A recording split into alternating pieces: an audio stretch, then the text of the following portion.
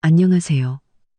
여러분의 이야기꾼입니다. 바쁜 하루의 끝, 잠시 세상의 소란을 내려놓고 이야기의 온기에 기대어 쉬어가는 시간. 오늘 밤 여러분과 함께 나눌 이야기는 바로 이겁니다. 여러분, 인생에서 가장 행복해야 할 결혼식 날. 시어머니가 모든 하객 앞에서 이제부터 매달 우리 가족 생활비로 1,000만 원씩 내놔라라고 한다면 어떡하시겠어요?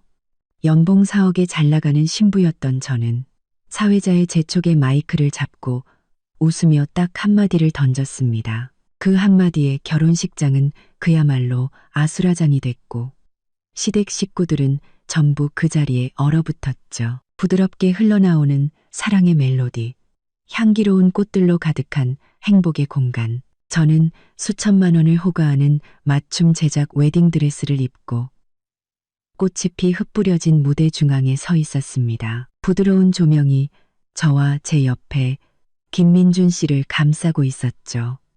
민준 씨는 깔끔한 턱시도를 차려입고 금방이라도 꿀이 떨어질 듯한 눈빛으로 저를 바라보고 있었습니다. 객석에는 수백 명의 하객들이 앉아 있었습니다. 세계 각지에서 날아온 제 비즈니스 파트너들과 회사 동료들, 부하 직원들, 세계 각지에서 날아온 모두들 세련된 옷차림에 품위 있는 모습이었죠. 그리고 민준 씨의 고향에서 올라온 온갖 친척들, 그들은 대부분 호기심과 약간의 어색함이 섞인 표정으로 자신들의 상상을 초월하는 이 호화로운 결혼식장을 둘러보고 있었습니다. 사회는 국내 최고의 명성을 자랑하는 스타 사회자였습니다. 그는 감정이 듬뿍 담긴 목소리로 말하고 있었죠. 오늘부터 두 사람은 부부로서의 책임을 함께 짊어지게 될 것입니다.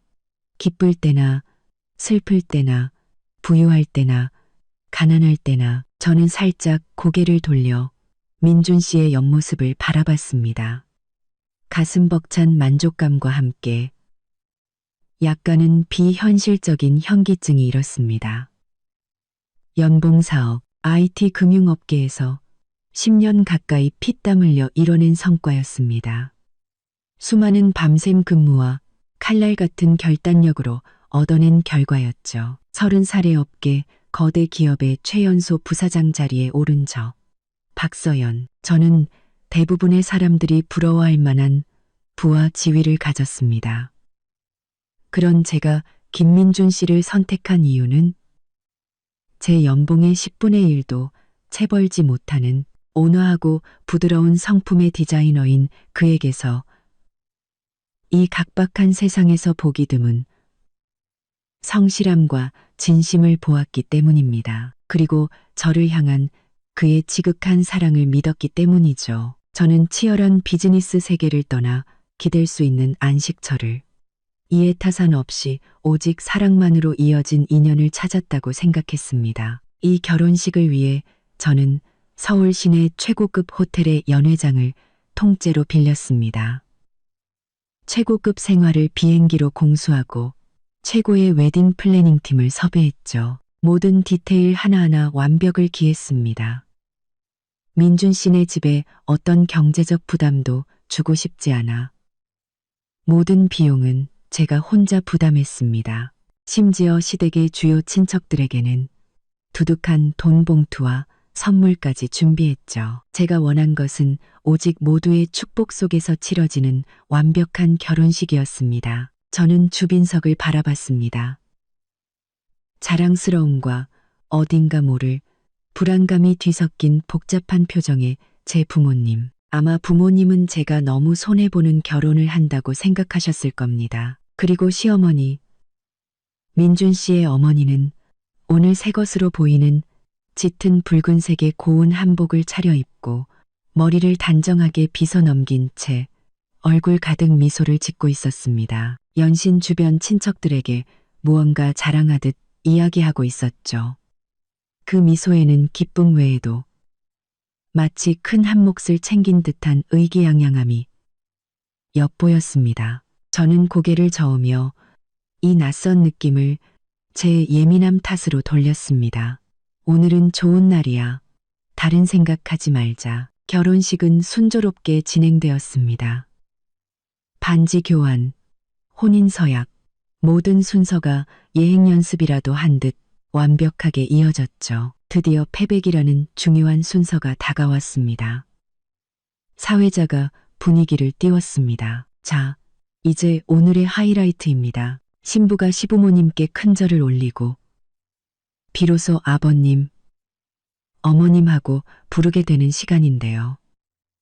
이 아버님, 어머님 소리와 함께 이제 진짜 한 가족이 되는 거죠. 도우미들이 정성스럽게 준비된 패백상을 내왔습니다. 저는 민준 씨와 함께 나란히 서서 의자에 앉아 계신 시아버지께 먼저 큰 절을 올렸습니다. 아버님, 절 받으세요. 시아버지는 평생을 공장에서 성실하게 일하다 은퇴하신 분으로 이런 자리가 어색한 듯 조금은 굳은 표정으로 절을 받으시곤 두툼한 봉투를 제 손에 쥐어주셨습니다. 목소리는 작았지만 진심이 담겨 있었습니다. 그래, 아가. 앞으로 우리 민준이랑 행복하게 잘 살아라. 감사합니다. 아버님. 저는 미소 지으며 봉투를 받았습니다. 이 돈이 시부모님이 평생 아끼고 모아오신 돈일 거라는 생각에 마음이 묵직해졌습니다. 마음이 중요한 거죠. 이어서 시어머니께 절을 올릴 차례였습니다. 시어머니는 시아버지보다 더 꼿꼿한 자세로 앉아 얼굴 가득 환한 미소를 짓고 있었습니다.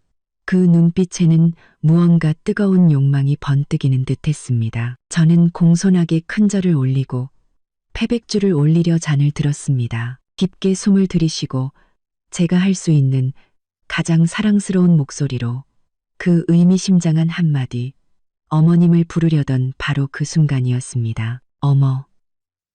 하고 입을 떼려는 찰나. 시어머니가 갑자기 손을 들어 제 동작을 막았습니다. 술잔을 받으려는 손이 아니었습니다. 아주 어색하고 돌발적인 잠깐 하는 손짓이었죠. 잠깐만. 그리 날카로운 목소리는 아니었지만 장엄한 배경음악이 멈추고 모든 하객의 이목이 집중된 이 순간 그 목소리는 유난히 크고 날카롭게 울려 퍼졌습니다. 술잔을 내밀던 제 손이 허공에서 멈췄고 얼굴의 미소는 순간 얼어붙었습니다. 옆에 선 민준 씨의 몸이 살짝 굳는 것이 느껴졌습니다. 사회자를 포함한 모든 하객들이 당황했고 수군거리는 소리가 파도처럼 조용히 번져나갔습니다.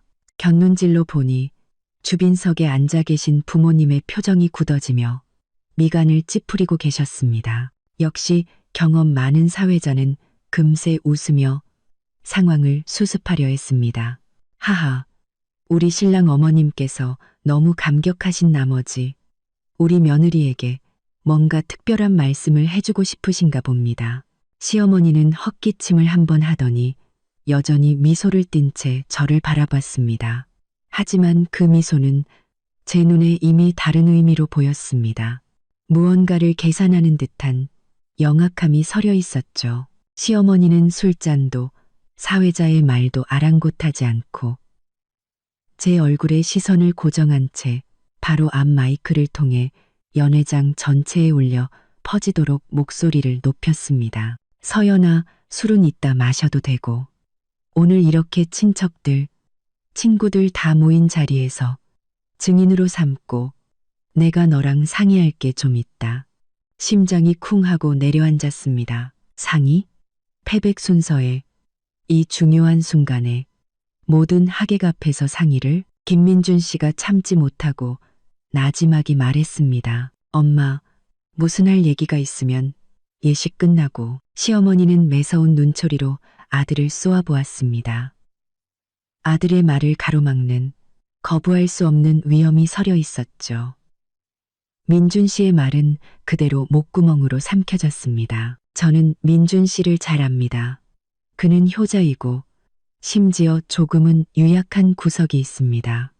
특히나 강한 어머니 앞에서는 말이죠. 저는 마지막 남은 체면을 지키려 애쓰며 들고 있던 술잔을 옆에서 어쩔 줄 몰라 하는 도우미에게 건넸습니다. 그리고 몸을 바로 세워 시어머니를 바라보며 최대한 평온한 목소리로 물었습니다. 어머님, 무슨 일이시죠? 시어머니는 제 태도에 만족한 듯 고개를 끄덕였습니다.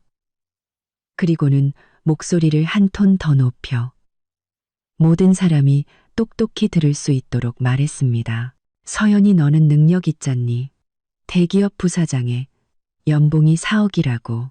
우리 김씨 집안 조상님이 도우셔서 이런 복덩이 며느리를 얻었지. 근데 우리 민준이는 월급쟁이라 버는 돈이 뻔하고 내 시동생 민준이 동생은 아직 장가도 못 가고 직장도 변변찮잖니. 내 시아버지는 몸도 안 좋으시고.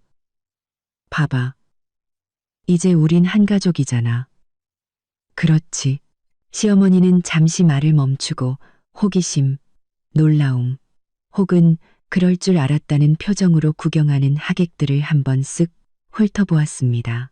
그리고는 마침내 본색을 드러냈습니다. 그래서 말인데 네 수입이 이렇게 많으니 이제 한 가족 된 기념으로 앞으로 매달 1,000만 원씩만 나한테 생활비로 주면 어떻겠니? 그걸로 내가 알아서 다 쓸게. 우리 노인네들 용돈도 드리고 내 시동생 좀 도와주기도 하고 우리 대가족 살림을 내가 다 알아서 맡아줄게. 너도 바쁜데 이런 자잘한 일 신경 쓸 필요 없잖아. 너한테 1,000만 원은 뭐 손가락 사이로 그냥 빠져나가는 돈 아니니. 어때? 지금 바로 대답해봐. 그래야 나도 이 술을 마음 편히 마시지. 그래야 내가 어머님 소리도 마음 편히 듣지 않겠니? 매달 1,000만 원. 온 가족을 부양하라고. 그것도 자기가 관리하겠다고. 머릿속이 윙하고 울리며 마치 팽팽했던 줄이 끊어지는 것 같았습니다. 피가 머리끝까지 솟았다가 순식간에 차갑게 식어내렸습니다. 저는 제 귀를 의심했습니다. 시어머니가 좀 계산적이고 자식 자랑하기 좋아하는 분이라는 건 알았지만 설마 결혼식장에서 그것도 패백이라는 이 신성한 순간에 이런 협박에 가까운 방식으로 이렇게 터무니없고 탐욕스럽고 무례한 요구를 할 줄은 꿈에도 몰랐습니다. 이건 마치 거래와 같았습니다. 매달 1,000만 원의 보호세를 내지 않으면 당신을 어머니라 부를 자격도 이 김씨 집안의 며느리가 될 자격도 없다는 뜻이었습니다. 결혼식장은 물을 끼얹은 듯 조용해졌습니다. 모든 사람들이 이 황당한 요구에 할 말을 잃었습니다. 뒤쪽에서 누군가 숨을 들이켜는 소리까지 들리는 듯했습니다. 저희 부모님의 얼굴은 완전히 굳어 있었고 아버지는 주먹을 꽉 쥐고 계셨습니다.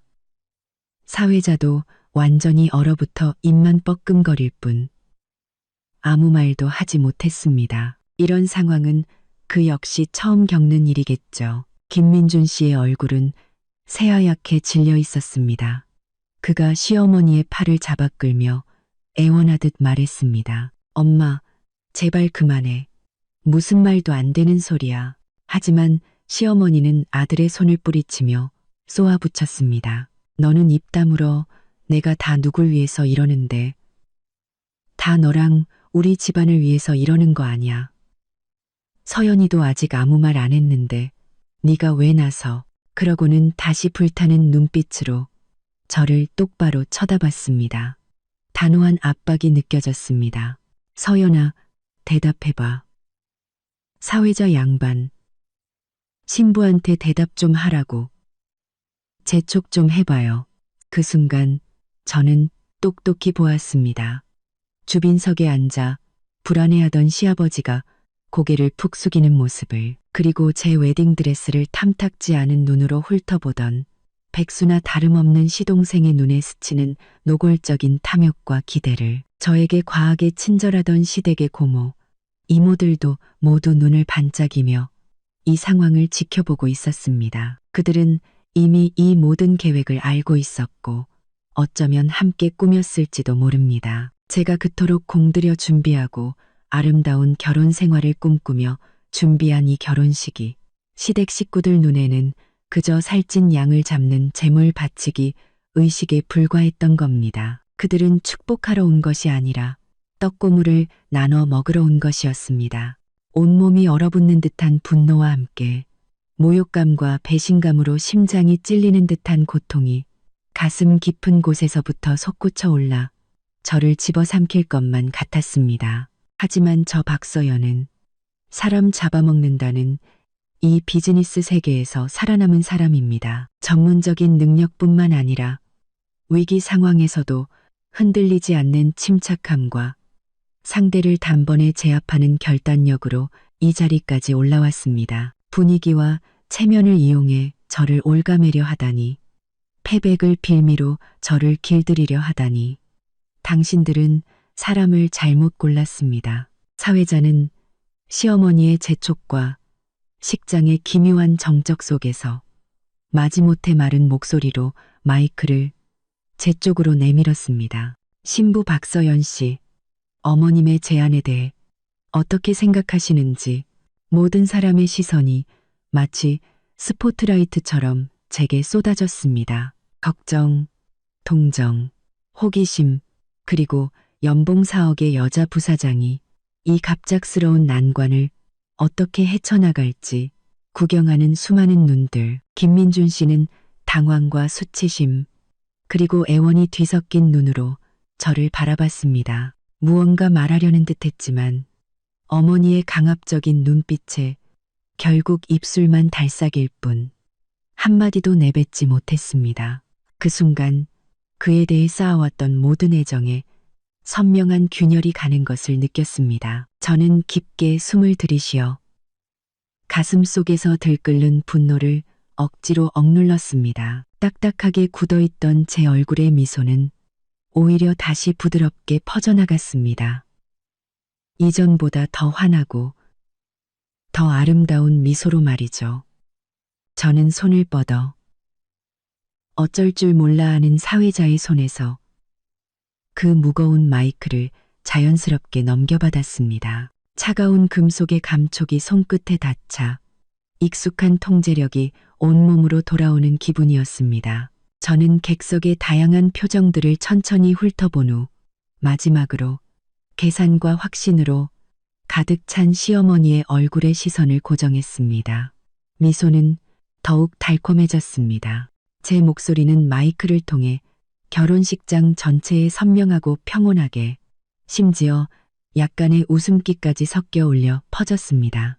아주머니, 뭔가 단단히 착각하고 계신 것 같네요. 아주머니라는 호칭이 나오자마자 시어머니의 얼굴에서 미소가 순식간에 굳어졌습니다. 동공이 세차게 흔들렸고 객석에서는 참지 못한 웅성거림이 터져나왔습니다. 저는 순식간에 흉하게 일그러진 시어머니의 얼굴과 경악에 빠진 시댁 식구들의 시선을 정면으로 마주하며 미소 띤 얼굴로 한 글자, 한 글자, 결혼식장을 폭발시키기에 충분한 그 한마디를 또렷하게 던졌습니다. 그 어머니라는 호칭에 가격표가 붙어 있고 그 가격이 월 1,000만 원이라면 글쎄요. 그건 아드님께서 먼저 본인이 그만한 가치가 있는 남자인지부터 증명해야 할 문제 아닐까요? 정적.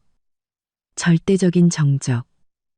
마치 시간이 그 순간 멈춰버린 것 같았습니다. 그리고 잠시 후 와 하는 소리와 함께 연회장은 마치 끓는 기름에 찬물을 부은 것처럼 그야말로 폭발했습니다. 놀라움의 탄성, 경악의 신음, 믿을 수 없다는 수군거림, 심지어 몇몇은 참지 못한 웃음소리까지 뒤섞여 거대한 소음의 파도가 되어 식장의 모든 구석을 강타했습니다. 시어머니의 얼굴은 의기양양한 미소로 가득했던 그 얼굴은 눈에 띄게 핏기를 잃고 새하얗게 질렸습니다. 그리고는 극도의 수치심과 분노로 터질 듯이 붉어졌습니다. 입을 살짝 벌린 채 눈은 튀어나올 듯 커졌고 저를 가리키는 손가락은 사시나무처럼 떨렸지만 한마디도 하지 못했습니다.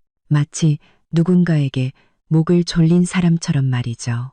제 성실한 시아버지는 고개를 번쩍 들었고 얼굴에는 충격과 공포가 뒤섞여 있었습니다. 제 도움을 기다리던 시동생은 아예 자리에서 벌떡 일어나 분노와 당혹감에 찬 얼굴로 저를 노려봤습니다. 당장이라도 무대로 뛰어 올라올 것 같았지만 이 갑작스러운 반전과 폭발적인 분위기에 압도당한 듯 멈칫거렸습니다. 주빈석에 앉아있던 시댁 친척들은 하나같이 마법에 걸린 것처럼 굳어버렸습니다. 처음의 기대와 의기양양함은 순식간에 당황과 창피함, 그리고 어쩔 줄 모르는 표정으로 바뀌었습니다. 그야말로 전원 충격에 빠진 거죠. 반면 저희 부모님 쪽은 짧은 충격이 지나간 후 저는 아버지가 꽉 쥐었던 주먹을 푸는 것을 똑똑히 보았습니다. 심지어 입가에는 희미한 미소까지 번졌습니다. 어머니는 걱정스러운 눈으로 저를 보셨지만 그 눈빛 깊은 곳에는 속이 후련하다는 듯한 안도감이 서려 있었습니다. 사회자는 완전히 넋이 나간 채 입을 떡 벌리고 있었습니다. 아마 그의 사회자 경력에 이런 핵폭탄급 상황을 대비한 매뉴얼은 없었을 겁니다. 가장 큰 충격을 받은 사람은 바로 제 옆에 서 있던 김민준 씨였습니다. 그는 마치 벼락이라도 맞은 것처럼 그 자리에 얼어붙어 있었습니다. 얼굴은 시어머니보다 더 심각하게 잿빛으로 변해 있었죠. 그는 저를 보며 엄청난 충격과 상처, 그리고 사람들 앞에서 모든 존엄을 박탈당한 듯한 굴욕감이 뒤섞인 눈빛으로 말했습니다. 서연 씨, 어떻게 그런 말을, 내가 왜 그런 말을 못하죠? 제 마음은 차갑게 식었지만 얼굴에는 여전히 완벽한 미소를 유지하고 있었습니다. 심지어 민준 씨에게 윙크까지 하며 우리 둘만 들릴 정도의 목소리로 부드럽지만 얼음처럼 차갑게 말했습니다. 왜요? 자존심 상해요? 당신 어머니가 무대 위에서 나를 물건처럼 가격 매기고 있을 때 당신 자존심은 어디 있었는데요? 그는 온몸을 떨며 제 시선을 피했고 힘없이 고개를 떨궜습니다. 저는 더 이상 그를 쳐다보지 않았습니다. 시선을 다시 객석과 거의 실신 직전인 전 예비 시어머니에게로 돌렸습니다. 좋아요. 이런 장면을 원했나요? 제 대답을 원했나요? 이게 바로 제 대답입니다. 저는 마이크를 조용히 아직도 굳어있는 사회자의 손에 돌려주었습니다. 마치 방금 간단한 게임이라도 끝낸 사람처럼 말이죠. 그리고는 손을 들어 흥분으로 조금 헝클어진 면사포를 우아하게 정리했습니다. 이어서 모든 하객들을 향해 여전히 품위 있는 미소를 지으며 아직 꺼지지 않은 마이크를 통해 또렷하게 말했습니다. 하객 여러분, 죄송합니다. 오늘 결혼식은 잠시 중단해야 할 것 같습니다. 식사는 준비되어 있으니 편하게 즐겨주시기 바랍니다. 미흡한 점이 있었다면 너그러이 양해 부탁드립니다. 그 말을 끝으로 저는 더 이상 아무도, 특히 엉망이 된 시댁 쪽은 쳐다보지도 않고 꼿꼿이 허리를 편 채 길게 늘어진 순백의 웨딩드레스 자락을 끌며 무대 뒤편을 향해 한 걸음 한 걸음 단호하고 침착하게 걸어나갔습니다. 제 등 뒤로는 여전히 들끓는 소란과 뒤늦게 정신을 차린 시어머니의 날카로운 울음소리와 저주 섞인 고함, 그리고 그를 말리려는 민준 씨의 힘없는 외침이 뒤섞여 결혼식장은 완전히 통제 불능의 아수라장이 되었습니다. 그리고 박서연, 연봉 4억, 협상 테이블에서 단 한 번도 져본 적 없는 박서연은 이제 막 시작되려던 결혼이라는 전쟁의 첫 라운드에서 단 한마디로 상대가 공들여 쌓은 무대를 폭파시켜버렸습니다. 그리고 가족이라는 이름의 화려한 포장지를 제 손으로 직접 찢어버렸습니다. 그리고 가족이라는 이름의 화려한 포장지를 푹신한 카펫이 깔린 백스테이지 복도를 걷는 하이힐 소리가 제 심장 소리와 기묘하게 맞아떨어지는 것 같았습니다. 연회장에서 들려오는 소란과 울음, 저주, 수군거림이 두꺼운 유리문 너머처럼 희미하게 들려왔습니다. 저는 등을 꼿꼿이 세우고 한 걸음 한 걸음 조금의 흔들림도 없이 걸었습니다. 마치 무대에서 그 엄청난 폭탄을 터뜨린 사람이 제가 아닌 것처럼 말이죠. 하지만 드레스 자락을 쥔 제 손가락 마디가 하얗게 질려 있다는 건 저 자신만이 알고 있었습니다. 손톱이 손바닥을 깊게 파고들어 날카로운 통증이 느껴졌습니다. 오히려 그 통증 덕분에 혼란스럽게 들끓던 머릿속의 한 줄기 이성을 유지할 수 있었습니다. 서연 씨, 박서연 씨, 잠깐만요. 김민준 씨의 목소리가 다급하게 들려왔습니다. 그는 극도의 충격과 굴욕감에서 겨우 정신을 차리고 저를 뒤쫓아온 모양이었습니다. 저는 멈추지도 뒤돌아보지도 않았습니다. 복도 끝에는 신부 대기실로 사용되던 스위트룸이 있었습니다. 저는 곧장 그곳으로 걸어가 두꺼운 문을 밀고 들어갔습니다. 대기실 안에는 제 들러리이자 가장 친한 친구 2명이 저를 기다리고 있었습니다. 냉철하고 이성적인 변호사 이채원과 불같은 성격의 재벌 2세 최수아. 두 사람은 이미 상황을 모두 파악한 듯 초조한 얼굴이었습니다. 서연아, 괜찮아. 저를 보자마자 두 사람이 달려왔습니다. 수아가 제 팔을 붙잡으며 분노에 찬 얼굴로 말했습니다. 와, 진짜 미친 거 아니야? 그 아줌마 제정신이야? 결혼식장에서 대놓고 돈을 뜯어내? 그리고 김민주는 뭐 하는 놈이야?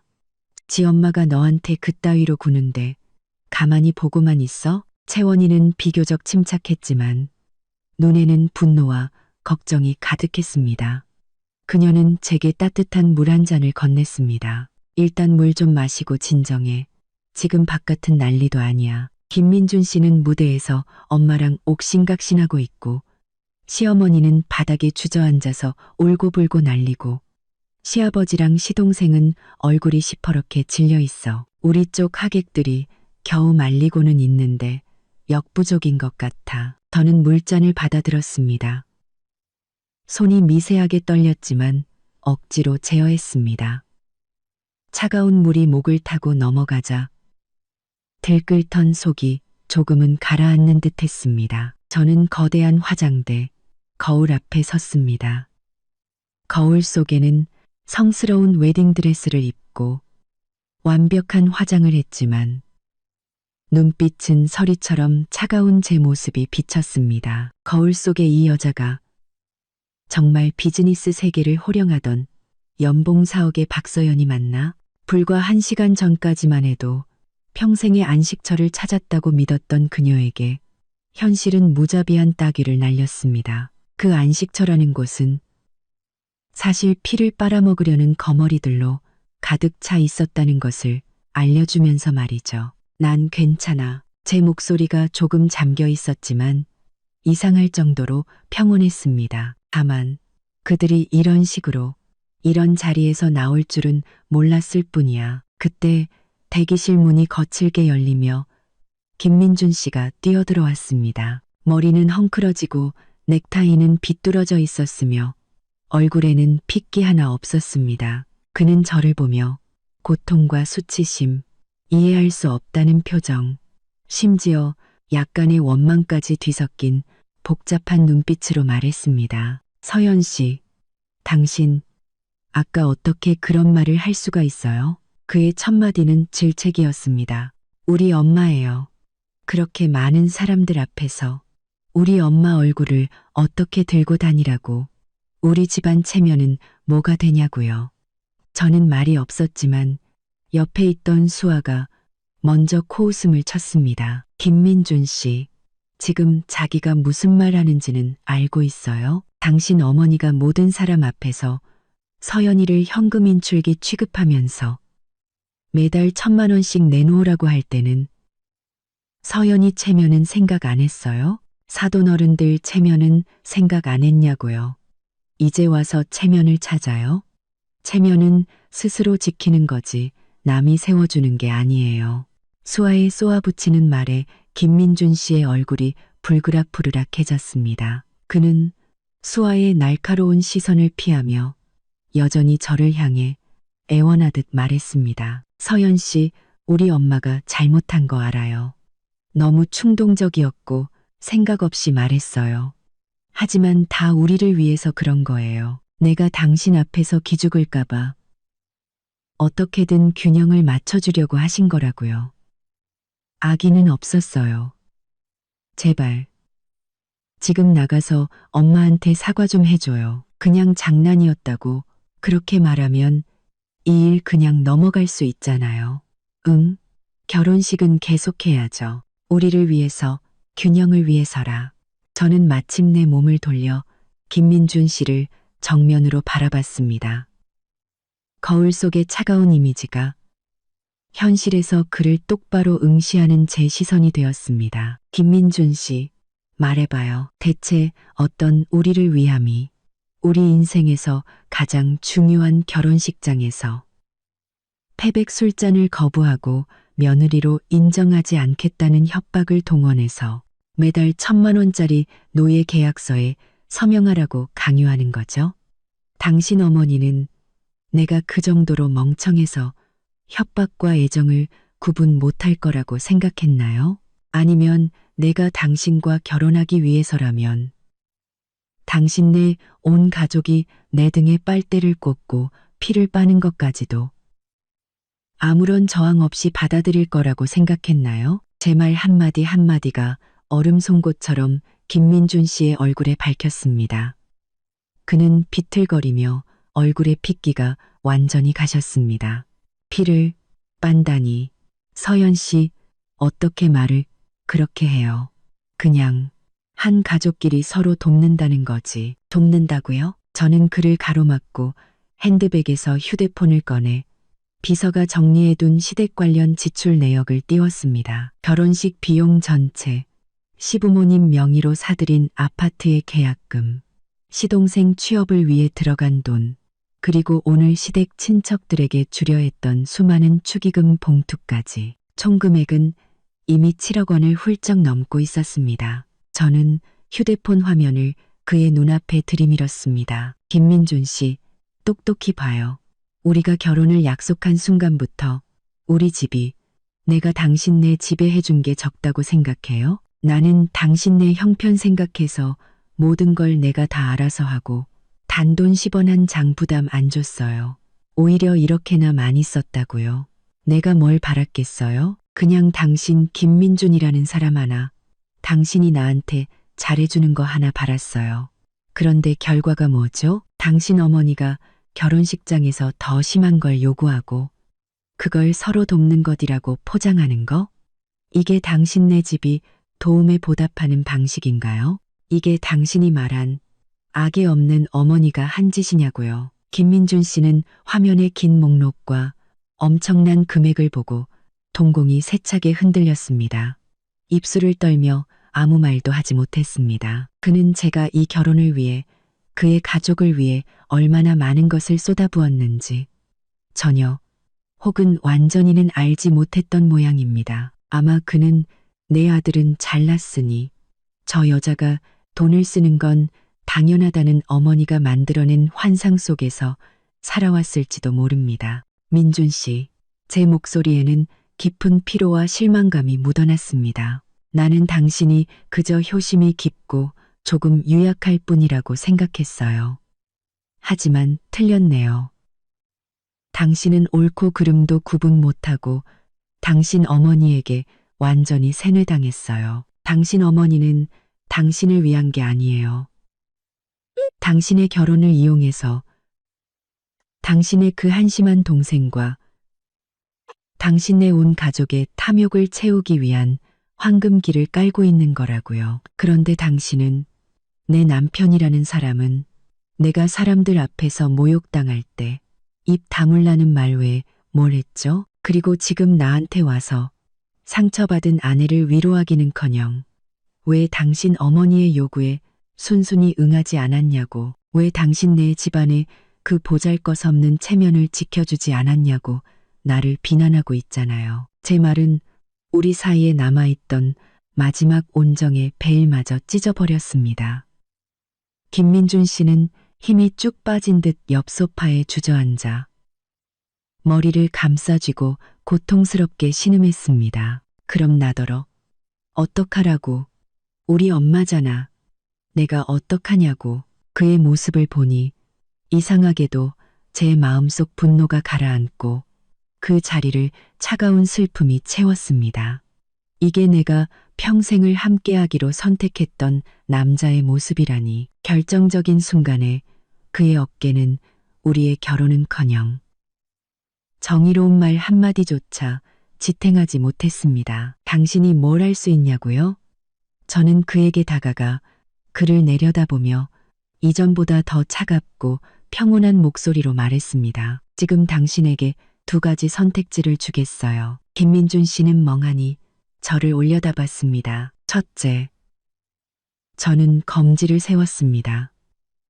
지금 당장 나가서 당신 어머니와 모든 친척들에게 아까 그 터무니없는 요구는 없던 일로 하라고 말해요. 그리고 당신 어머니는 오늘 이 행동에 대해 모든 하객 앞에서 나와 우리 부모님께 정식으로 사과해야 해요. 그 후에 결혼식은 간소화해서 진행하고 앞으로 우리 가정의 재정은 당신 본가와 완전히 분리해요.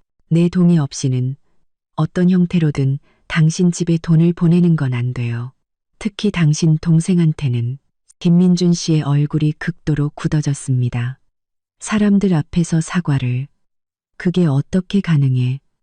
우리 엄마가. 그럼 두 번째를 선택해요. 저는 그의 말을 자르고 두 번째 손가락을 폈습니다. 단호한 목소리로 말했습니다. 결혼식 취소해요. 지금 당장. 당신은 당신네 친척들 수습하고 나는 우리 쪽 하객들 수습하고 결혼식 손해 비용은 전부 내가 책임질게요. 그리고 우리 둘은. 저는 잠시 말을 멈췄습니다. 심장을 보이지 않는 손이 꽉 쥐는 것 같았지만 목소리는 흔들리지 않았습니다. 구청 가서 이혼 서류부터 접수하죠. 이혼이라는 두 글자가 대기실에 천둥처럼 울려 퍼졌습니다. 채원이와 수아도 숨을 멈췄습니다. 그들도 저를 지지했지만 제가 이렇게까지 단호하게 나올 줄은 몰랐던 모양입니다. 김민준 씨는 마치 꼬리라도 밟힌 고양이처럼 소파에서 벌떡 튀어 올랐습니다. 얼굴에는 경악과 불신이 가득했습니다. 각하는 이혼은 안 돼. 서연 씨, 사랑해. 난 당신 없으면 안 된단 말이야. 우리가 얼마나 힘들게. 저는 비웃음과 씁쓸함이 섞인 웃음을 터뜨렸습니다. 김민준 씨, 당신의 사랑이라는 게 내가 결혼식장에서 모욕당하게 내버려 두고 그 상처를 억지로 삼키고 당신네 체면이나 지켜주길 바라는 건가요? 당신의 사랑이라는 게 나와 당신 어머니 사이에서 어머니가 아무리 말도 안 되는 짓을 해도 영원히 어머니 편에 서는 건가요? 그런 사랑 나는 받을 자신도 받고 싶지도 않아요. 저는 창가로 걸어가 두꺼운 커튼을 젖혔습니다. 바깥에 햇살이 눈부셨습니다. 당신에게 10분 주겠어요. 저는 그에게 등을 돌린 채 창밖을 보며 단호하게 말했습니다. 10분 뒤에 당신의 선택을 말해줘요. 당신 어머니가 사과하고 이 맛이 가버린 결혼식을 계속할 건지 아니면 여기서 끝내고 각자 갈 길 갈 건지. 대기실은 죽음과 같은 정적에 휩싸였습니다. 김민준 씨의 거친 숨소리와 수아가 참지 못하고 내뱉는 미세한 냉소만이 들려왔습니다. 파굴의 실은 죽음과 같은 정적에 휩싸였습니다. 대기실은 죽음과 같은 정적에 휩싸였습니다. 제 등 뒤에 꽂히는 그의 시선이 갈등과 고통, 절망으로 가득 차 있다는 것을 느낄 수 있었습니다. 하지만 이번만큼은 제 마음은 돌처럼 단단했습니다. 한 번 타협하면 수십, 수백 번을 타협해야 합니다. 오늘 월 1,000만 원에 타협하면 내일 그들은 더 많은 것을 요구할 겁니다. 내 결혼은 자선 사업이 아니고 무한정 돈이 나오는 현금 인출기도 아닙니다. 이 결혼식은 이미 그들의 탐욕과 김민준 씨의 나약함을 비추는 거울이 되었고 저 자신을 깨어나게 했습니다. 10분. 한 관계의 생사를 결정하는 시간. 어쩌면 무대 위에서의 그 반격보다 지금 이 순간이 저에게는 더 큰 용기가 필요한 순간일지도 모릅니다. 그리고 한 사람과 한 관계의 본질을 가장 명확하게 볼 수 있는 순간이기도 했습니다. 시간은 1분 1초 더디게 흘러갔습니다. 김민준 씨는 즉시 선택을 내리지 못했습니다. 그는 마치 영혼이라도 빠져나간 사람처럼 소파에 주저앉아 텅 빈 눈으로 천장을 바라보며 어떻게 이렇게 됐지? 우리 엄마는 아기가 없었는데 와 같은 힘없는 말만 중얼거렸습니다. 수아가 참지 못하고 무언가 말하려 했지만 채원이가 눈짓으로 막았습니다. 채원이는 제게 나지막이 말했습니다. 스스로 생각할 시간을 줘. 너무 몰아붙이면 오히려 역효과야. 저는 고개를 끄덕였습니다. 쉬운 결정이 아니라는 건 압니다. 한쪽은 자신을 낳아준 어머니와 가족의 체면, 다른 한쪽은 사랑한다고 말해왔던 여자와 이제 막 시작되려던 결혼 생활. 그의 마음속 저울은 지금 극심한 고통 속에서 흔들리고 있을 겁니다. 하지만 저는 더 이상 그에게 애매한 태도를 용납할 수 없었습니다. 원칙의 문제는 타협의 대상이 아니니까요. 그때 제 휴대폰이 울렸습니다. 아버지였습니다. 저는 구석으로 가 전화를 받았습니다. 서연아, 괜찮니? 아버지의 목소리는 차분했지만 억눌린 분노가 느껴졌습니다. 네, 아빠. 저 괜찮아요. 대기실에 있어요. 지금 바깥이 아주 난리다. 김서방네 친척 몇몇이 계속 소란을 피우려고 해서 네 이모부 친구분들이 맡고 있다. 내 엄마는 충격이 큰지 휴게실에서 쉬고 있고 그래서 앞으로 어떻게 할 생각이니? 아버지는 언제나처럼 제 결정을 존중해 주셨지만 결정적인 순간에는 가장 든든한 버팀목이 되어 주셨습니다. 아빠, 제가 김민준 씨한테 10분 시간을 줬어요. 시어머니가 사람들 앞에서 사과하고 앞으로 저희랑 경제적으로 완전히 분리하든지 아니면 결혼식 취소하고 바로 이혼하든지 선택하라고요. 전화기 너머로 잠시 침묵이 흘렀습니다. 이윽고 아버지가 말씀하셨습니다. 그래, 네가 어떤 결정을 하든 아빠는 널 지지한다. 아빠 도움이 필요하면 언제든 말하고. 아니에요, 괜찮아요. 엄마나 잘 챙겨주세요. 필요하면 채원이랑 수아한테 부탁할게요. 알았다. 무슨 일 있으면 바로 전화해라. 아버지는 잠시 말을 멈췄다가 힘주어 말씀하셨습니다. 딸, 기억해. 아버지는 잠시 말을 멈췄다가 우리 박씨 집안 사람은 먼저 시비 걸진 않지만 당하고만 있지도 않아. 돈으로 해결될 일은 큰일이 아니야. 하지만 자존심과 원칙은 단 한 뼘도 양보해선 안 된다. 네, 아빠, 알아요. 전화를 끊자 마음이 한결 단단해졌습니다. 저는 혼자가 아니었습니다. 제 뒤에는 언제나 저를 지지해주는 가족과 친구들이 있었습니다. 시간은 5분 남았습니다. 대기실 문을 누군가 조심스럽게 두드렸습니다. 채원이가 문을 열자 호텔 지배인이 난처한 표정으로 서 있었습니다. 박 부사장님, 저 바깥에 신랑 어머님께서 감정이 많이 격해지셔서 계속 부사장님과 신랑분을 만나게 해달라고 소란을 피우고 계십니다. 저희가 말려도 듣지를 않으셔서 저는 여전히 넋이 나간 채 앉아있는 김민준 씨를 한번 쳐다보고 지배인에게 말했습니다. 당강 그분께는 할 말 있으면 아드님 통해서 하라고 전해주세요. 저는 만날 필요 없다고요. 지배인은 난처해했지만 이내 고개를 숙이고 물러났습니다. 이 작은 소동이 김민준 씨를 자극한 모양입니다. 그는 벌떡 일어나 핏발선 눈으로 저를 보며 말했습니다.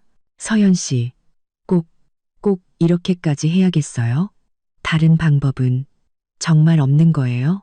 내가 우리 엄마한테 말할게요. 앞으로 당신 돈은 절대 안 받는다고. 우리 그냥 잘 살면 안 될까요? 사과는 엄마한테 너무 가혹하잖아요. 결국 마지막까지 그는 어머니를 걱정하고 있었습니다.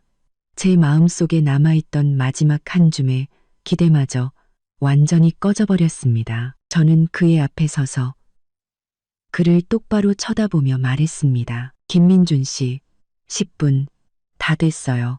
당신의 선택을 말해요. 그는 저를 보며 입술을 파르르 떨더니 갑자기 눈물을 쏟아냈습니다. 다 큰 남자가 무력한 아이처럼 울고 있었습니다. 서연 씨, 난 당신 없으면 안 돼요. 사랑한다고요. 저는 아무런 감흥 없이 냉정하게 되물었습니다. 그래서 당신의 선택은 뭐죠? 나는. 그는 흐느끼며 온 힘을 다해 겨우 몇 마디를 쥐어짰습니다. 결혼식 계속해요. 제 심장이 살짝 내려앉았습니다. 결국 그는 어머니의 체면을 버리지 못하는구나. 하지만 그가 마치 구명줄이라도 잡은 듯 다급하게 덧붙였습니다. 사과는 다른 방식으로 하면 안 될까요? 따로 우리끼리 있을 때 엄마가 당신이랑 우리 부모님께 사과하게 할게요. 사람들 앞에서. 그건 정말 안 돼요. 저는 그의 말을 단호하게 잘랐습니다.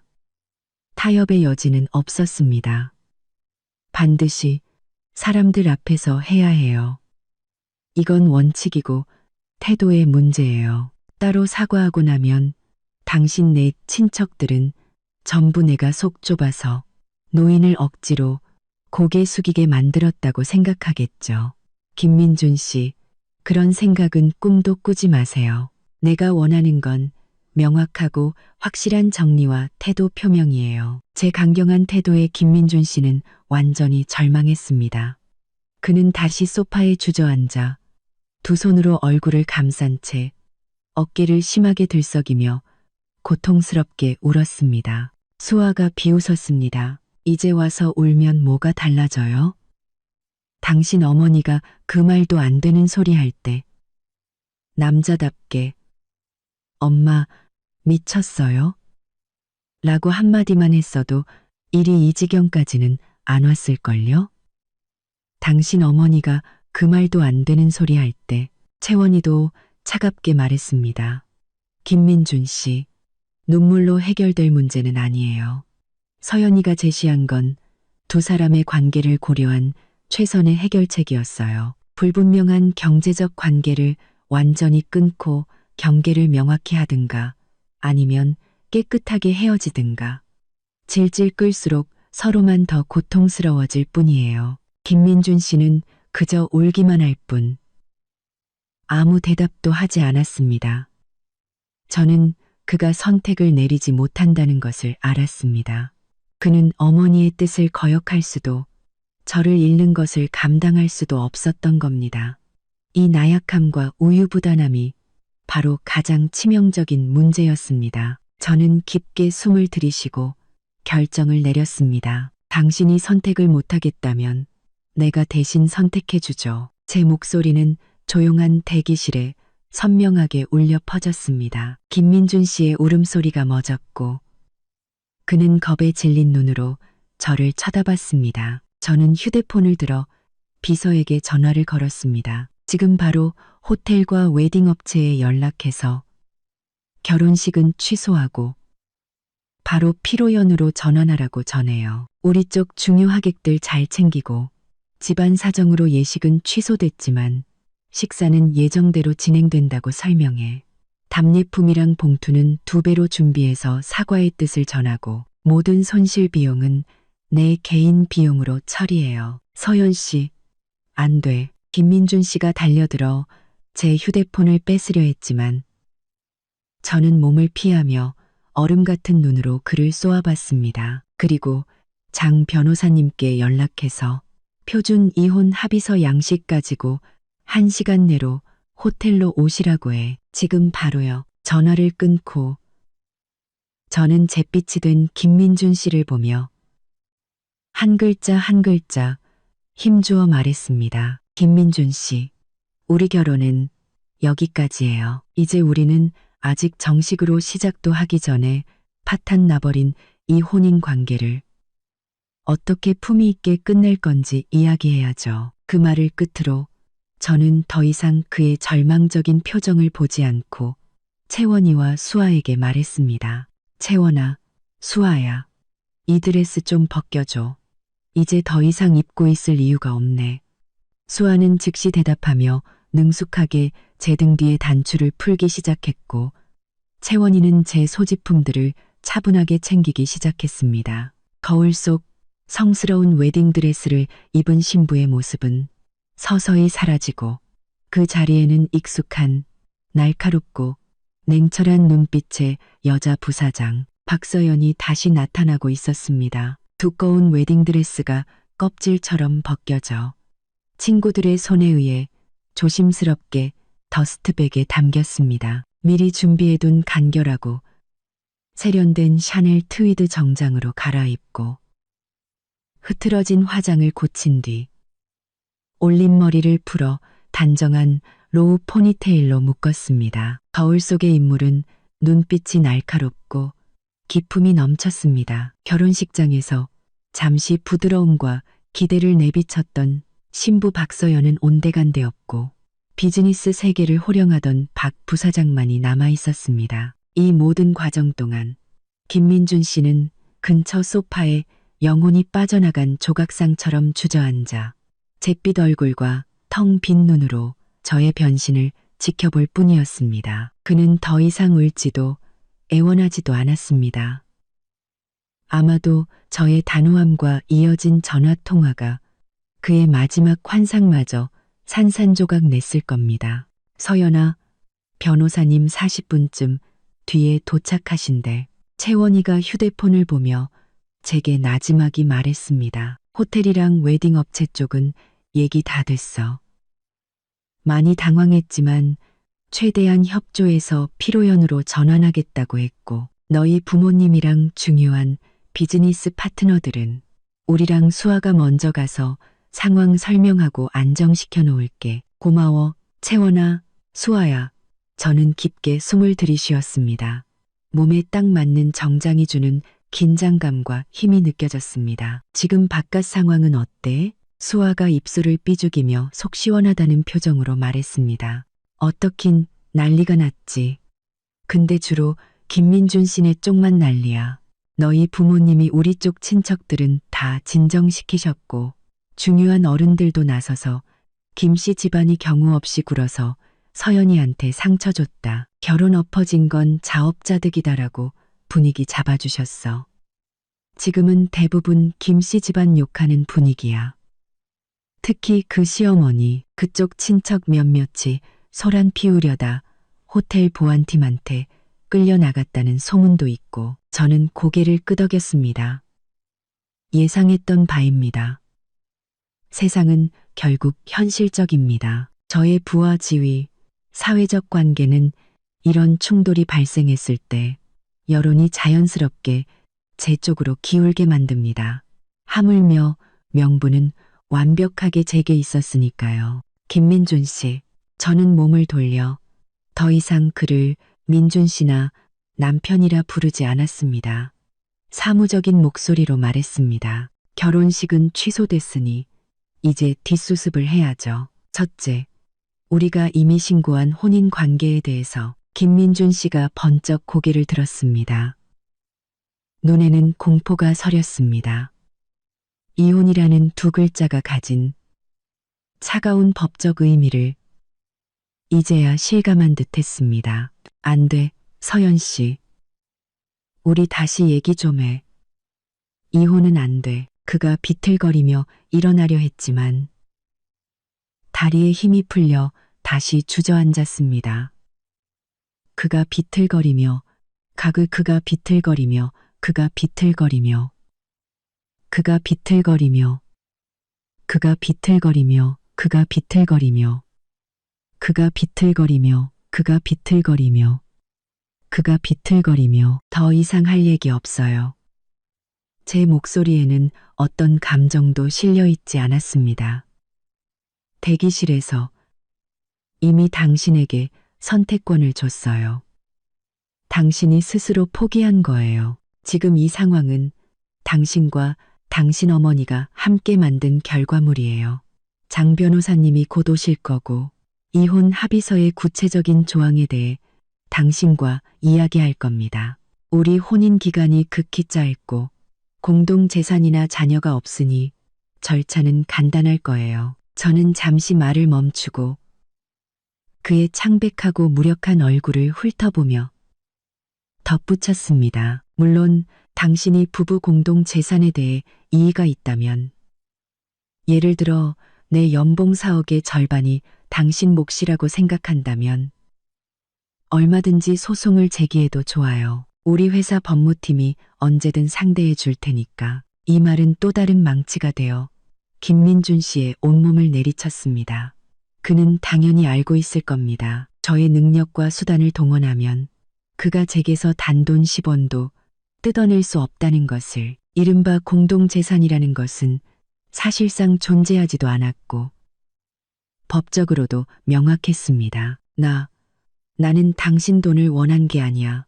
그가 고통스럽게 머리를 감싸 쥐었습니다. 그럼 뭘 원하는데요? 저는 차갑게 물었습니다. 내가 모든 걸 잊고 아무 일도 없었던 것처럼 당신과 행복한 부부 연기를 계속하고 매달 꼬박꼬박 당신 어머니께 1,000만 원씩 상납하길 바랐나요? 김민준 씨, 그게 가능하다고 생각해요? 그는 아무 말도 하지 못했습니다. 그때 대기실 문이 다시 시끄럽게 두드려졌습니다. 우리가 대답하기도 전에 문이 벌컥 열리고 시어머니의 분노와 눈물로 일그러진 얼굴이 들이밀어졌습니다. 그 뒤에는 음울한 표정의 시동생도 서 있었습니다. 민준아, 이 한심한 놈아, 저 여자가 내 엄마한테 이렇게 막 대하는데 가만히 있을 거야? 당장 나와. 시어머니의 날카로운 목소리가 대기실의 무거운 분위기를 깨뜨렸습니다. 그녀는 이미 결혼식이 취소됐다는 소식을 들은 모양이었습니다. 김민준 씨는 마치 바늘에 찔린 사람처럼 반사적으로 일어나려 했습니다. 앉아요. 제 목소리는 낮았지만 거부할 수 없는 위험이 서려 있었습니다. 김민준 씨의 몸이 그 자리에 굳었습니다. 저는 문가로 다가가 문을 활짝 열지 않고 틈새로 밖에 그 혐오스러운 두 얼굴을 바라봤습니다. 아주머니, 저는 다시 한번 이 거리감 있는 호칭을 사용했고 시어머니의 얼굴이 또다시 일그러지는 것을 확인했습니다. 여기는 아주머니가 계실 곳이 아닙니다. 할 말 있으면 호텔 직원에게 하시거나 제 변호사가 오면 그와 이야기하세요. 변호사, 무슨 변호사? 시어머니가 소리쳤습니다. 박서연, 너 지금 무슨 속셈이야? 내가 똑똑히 말하는데 돈 좀 있다고 잘난 척하지 마. 오늘 우리 김씨 집안 망신시킨 거 이대로 안 끝나. 너 반드시 우리 집에 책임져야 해. 책임이요? 저는 차갑게 웃었습니다. 무슨 책임을 원하시는데요? 제가 왜 순순히 월 1,000만 원을 바치지 않았는지에 대한 책임? 아니면 제가 왜 이 미친 결혼식을 참지 않고 엎어버렸는지에 대한 책임? 시동생이 옆에서 불쑥 끼어들었습니다. 야, 박서연, 잘난 척 좀 그만해. 돈 좀 있다고 우리 집 무시하는 거야.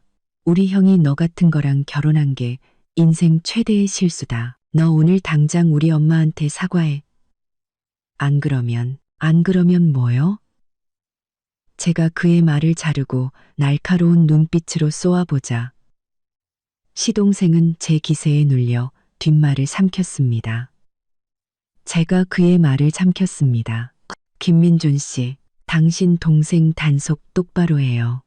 만약 그와 당신 어머니가 계속 여기서 소란을 피우면 난 보안팀을 불러서 그들을 경찰서에 보내는 것도 마다하지 않겠어요. 고급 호텔에서 소란 피우고 공갈 미수 혐의를 받는 것에 대해 경찰이 아주 흥미로워할 것 같네요. 공갈 미수라는 네 글자는 시어머니와 시동생의 머리 위에 찬물을 끼얹는 것과 같았습니다. 두 사람의 얼굴이 순식간에 변하며 기세가 한풀 꺾였습니다. 그들이 무식할지는 몰라도 그 네 글자의 무게는 알고 있었을 겁니다. 너 지금 무슨 헛소리야? 시어머니가 허세를 부리며 소리쳤습니다. 헛소리인지는 아주머니 마음이 더 잘 알겠죠. 오늘 이 자리에 있던 수백 명의 하객이 모두 증인입니다. 지금 당장 경찰에 신고해서 누가 옳은지 가려볼까요? 저는 휴대폰을 드는 신용을 했습니다. 엄마, 민호야, 그만 좀 해. 이 이상 창피당하고 싶어? 김민준 씨가 마침내 폭발했습니다. 그는 문 쪽을 향해 고통과 절망이 뒤섞인 목소리로 소리쳤습니다. 시어머니와 시동생은 아들의 고함에 잠시 얼어붙었습니다. 저는 더 이상 그들을 상대하지 않고 채원이에게 말했습니다. 채원아, 호텔 보안팀 좀 불러줘. 이 관계자 외 출입 금지 구역에서 이 두 분 좀 내보내 달라고. 협조 안 하면 바로 경찰에 신고하고. 알았어, 서연아.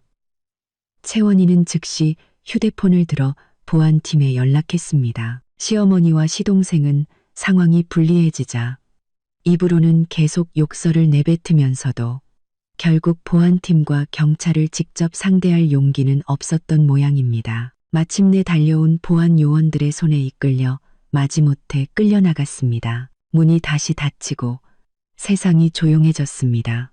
김민준 씨는 모든 기력을 소진한 듯 소파에 주저앉아 끝났어. 다 끝났어. 하고 중얼거렸습니다. 네, 끝났습니다. 그의 어머니가 그 터무니없는 요구를 입에 올린 순간, 그리고 그가 침묵과 회피를 선택한 그 순간, 우리 사이는 이미 끝난 것이었습니다. 40분 후 제 개인 법률 고문인 장 변호사님이 비서와 함께 도착했습니다. 장 변호사님은 40대 중반의 노련한 베테랑으로 우리 회사의 까다로운 법적 분쟁들을 여러 차례 해결해 준 분이었습니다.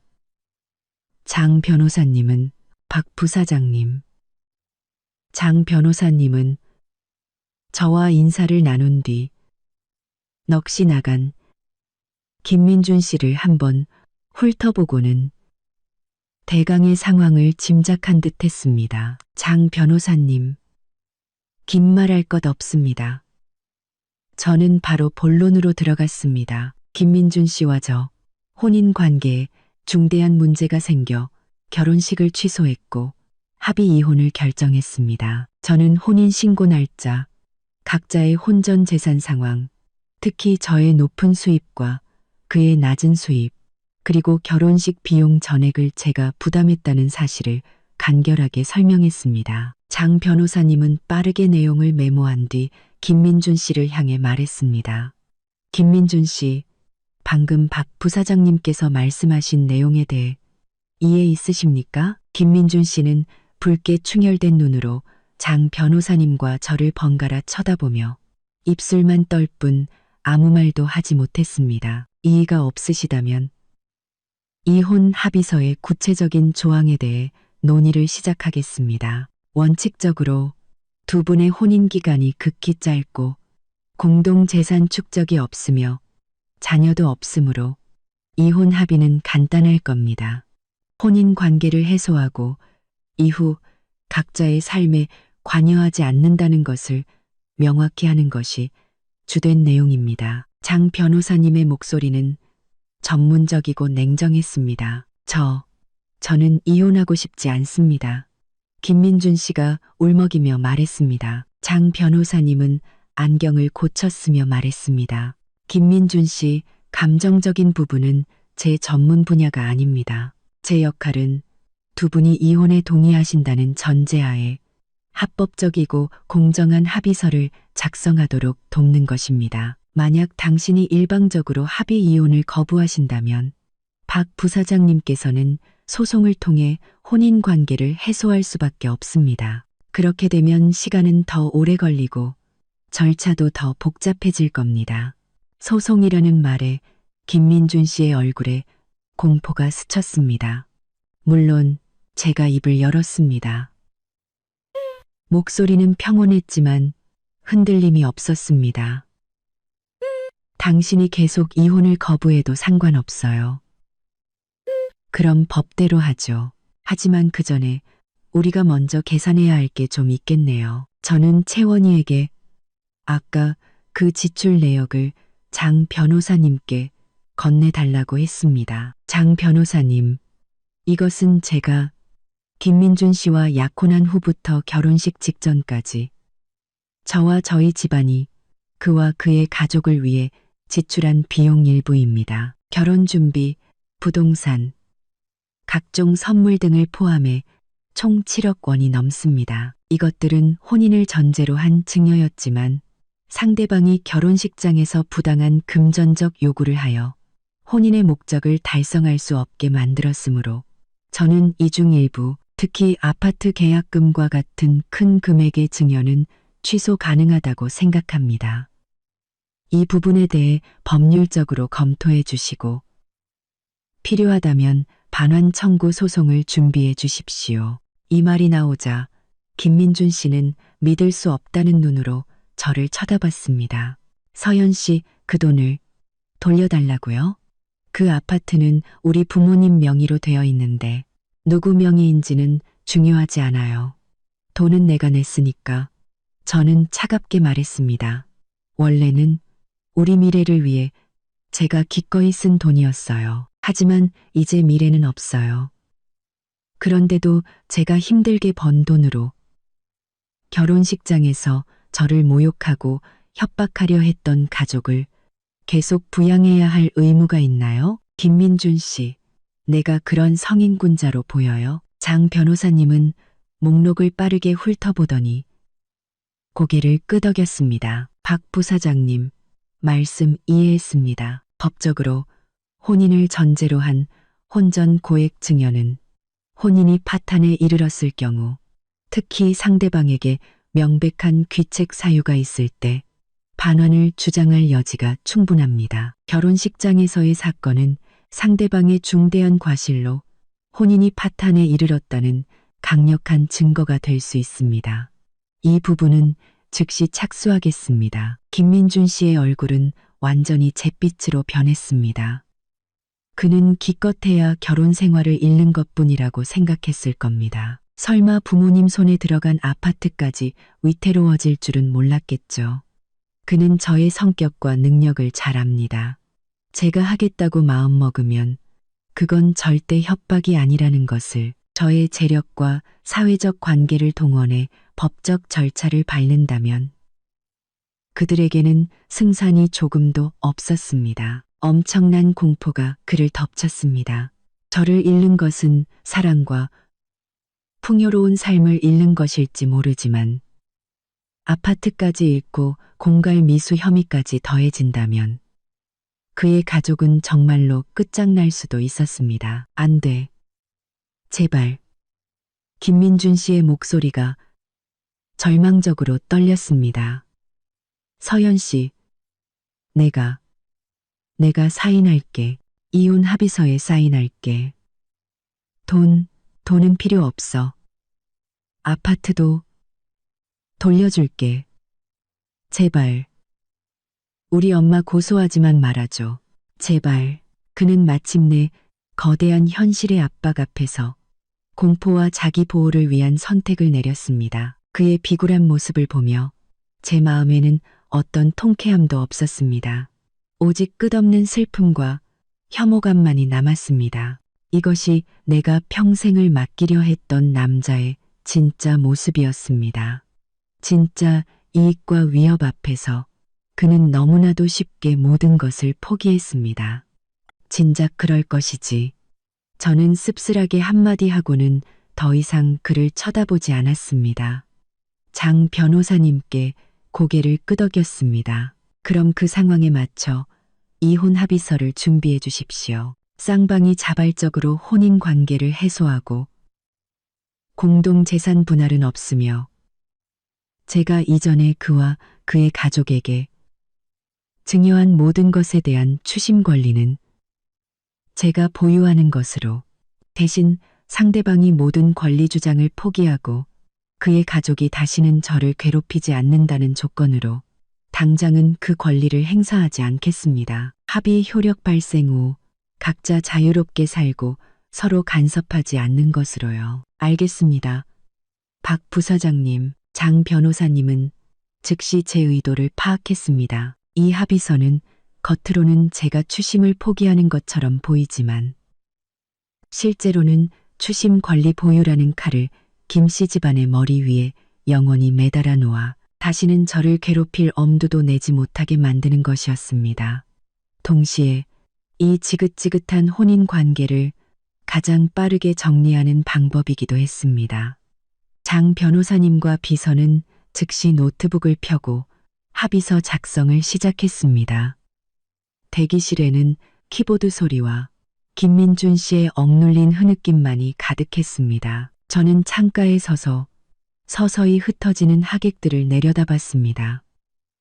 햇살은 여전히 눈부셨지만 더 이상 제 마음을 비추지는 못했습니다. 한편의 막장 드라마 같았던 결혼식, 유성처럼 짧았던 혼인관계.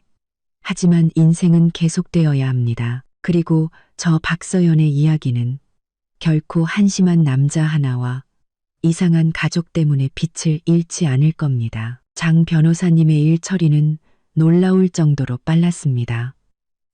30분도 채 되지 않아 조항이 명확하고 문구가 엄격한 이혼 합의서 초안이 저와 김민준 씨 앞에 놓였습니다. 내용은 제가 요구한 그대로였습니다. 김민준 씨는 영혼이 빠져나간 사람처럼 합의서의 차가운 글자들을 멍하니 훑어봤습니다. 펜을 쥔 손이 심하게 떨렸습니다. 장 변호사님은 기계적으로 각 조항의 법적 의미를 설명했지만 그는 한 글자도 듣지 못하는 것 같았습니다. 김민준 씨, 합의 내용에 이의가 없으시면 여기에 서명하고 날인해 주십시오. 장 변호사님이 합의서와 펜을 그의 앞으로 밀었습니다. 김민준 씨는 고개를 들어 마지막 희망이라도 잡으려는 듯한 눈빛으로 저를 바라봤습니다. 서연 씨, 정말 돌이킬 수 없는 거예요? 내가 잘못했어요. 정말 잘못했어요. 저는 그의 맞은편 소파에 다리를 꼬고 앉아 어떤 온기도 없는 눈으로 그를 바라봤습니다. 사인하든지 아니면 법정에서 보든지 선택해요. 제 평온하지만 단호한 말투가 김민준 씨의 마지막 희망마저 꺾어버렸습니다. 그는 절망적으로 눈을 감았다 뜨더니 떨리는 손으로 펜을 집어들고 온 힘을 다해 서명란에 비뚤비뚤한 이름을 적었습니다. 그리고는 마치 불에 댄 것처럼 펜을 던져버렸습니다. 지장을 찍을 때 붉은 인주가 마치 그의 손가락을 태우는 듯 그는 온몸을 움찔했습니다. 장 변호사님은 서류를 확인한 후 제게 고개를 끄덕였습니다. 박 부사장님, 초안의 양측 모두 확인했습니다. 정식 서류는 오늘 중으로 준비해서 정식 서명 일정을 잡겠습니다. 절차에 따라 이후 구청에 가서 이혼 신고를 하시면 됩니다. 최대한 빨리 진행해 주세요. 저는 짧게 말했습니다. 김민준 씨는 소파에 무너져 내렸습니다. 마치 이혼 합의서가 아니라 자신의 사형 집행 영장의 서명이라도 한 사람처럼 말이죠. 그때 채원이가 전화를 받더니 제게 나지막이 말했습니다. 서연아, 호텔 쪽은 거의 정리됐대.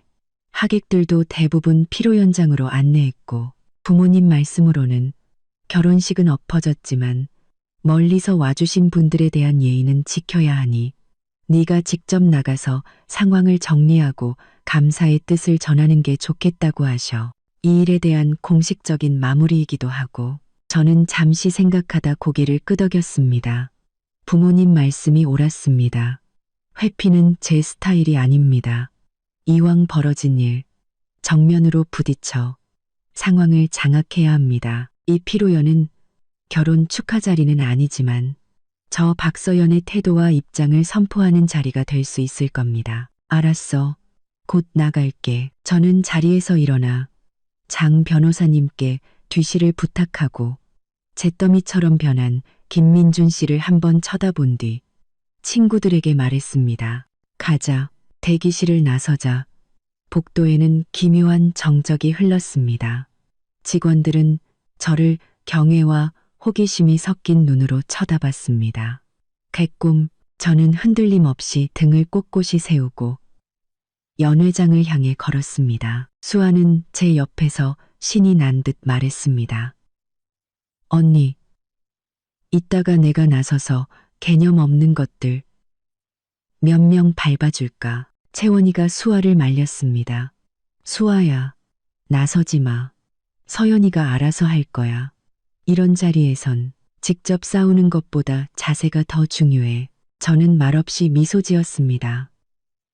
자세도 중요하지만 받아칠 건 확실히 받아쳐야죠. 연회장의 문이 열리자 소란스럽던 공간이 순간 조용해졌습니다. 수백 개의 시선이 일제히 제게 쏟아졌습니다. 놀라움, 동정, 호기심, 심지어는 구경거리라도 낫다는 듯한 시선까지 온갖 감정들이 공기 중에 뒤섞여 있었습니다. 부모님은 저를 보자 안타까움과 지지가 담긴 눈빛을 보내셨습니다. 저는 가볍게 고개를 끄덕여 보인 뒤 곧장 무대를 향해 걸어갔습니다. 호텔 측에서 재빠르게 무대 배경을 결혼식에서 감사연으로 바꿔놓았더군요. 저는 무대 위로 올라가 사회자에게서 마이크를 건네받았습니다. 무대 중앙에 서서 객석을 차분히 훑어보았습니다. 저를 지지하는 친구들과 동료들의 눈빛, 그리고 어색함에 어쩔 줄 몰라 하는 김씨 집안의 몇몇 친척들의 모습이 보였습니다. 시어머니와 시동생은 이미 자리를 뜬 모양이었습니다. 존경하는 내빈 여러분, 그리고 친지, 친구, 동료 여러분, 제 목소리는 마이크를 통해 선명하고 안정적으로 울려 퍼졌습니다.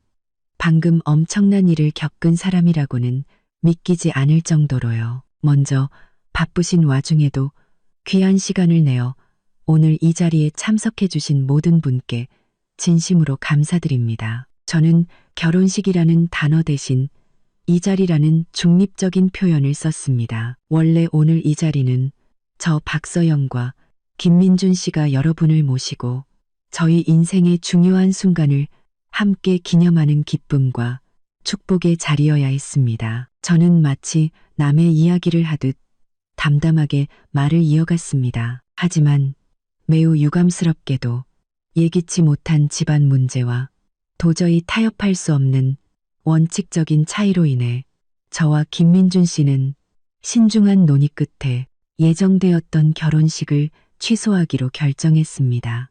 객석에서 낮은 탄성이 흘러나왔습니다. 이 갑작스러운 소식으로 여러분께 혼란과 불편을 드린 점, 제 개인을 대표하여 진심으로 사과의 말씀을 전합니다. 저는 정중하게 허리를 숙였습니다.